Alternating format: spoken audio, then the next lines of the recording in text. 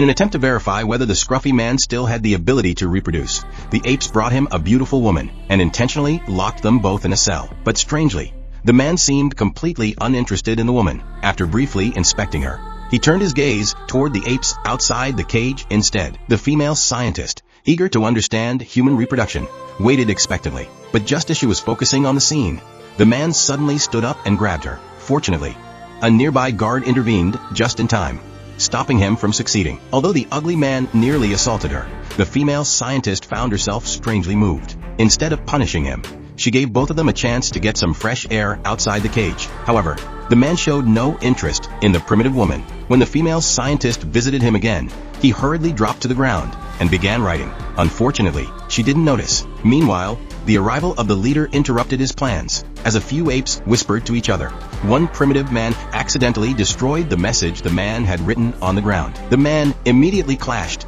with the primitive man. As a result, he not only missed the chance to communicate with the apes, but also had his privilege of going outside revoked. Thankfully, the leader noticed the man's writing, but curiously, instead of being surprised, he immediately wiped the writing off with his cane, as if trying to conceal something. On the other hand, the man, now thrown back into his cell, didn't give up.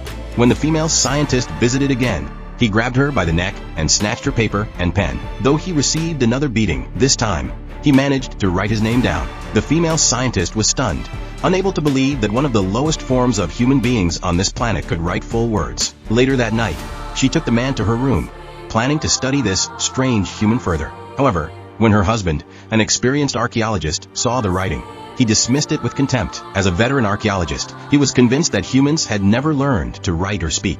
Unconvinced, the man began furiously writing again in his notebook. He explained that he was from a distant planet, where fast cars, flying airplanes, and even spaceships existed. Tyler was a pilot sent to explore the universe, but after their spaceship malfunctioned, they were forced to land on this planet. They had intended to explore new life forms here, but instead, they were captured by the apes, who mistook them for primitive humans. During the capture, the man was shot in the neck, which is why he couldn't speak. Despite Tyler's sincere recounting of his experiences, the male scientist still refused to believe him. He thought the man might have some intelligence, but he was undoubtedly insane. In the scientist's mind, no creature other than flying animals could master flight technology, especially not the lowest form of human civilization on this planet. At that moment, Tyler revealed his strongest piece of evidence. As a paper airplane flew across the floor, both scientists were left staring in shock. But just then, the leader returned. He ordered his men to throw Tyler back into the cell and crush the paper airplane in his hands.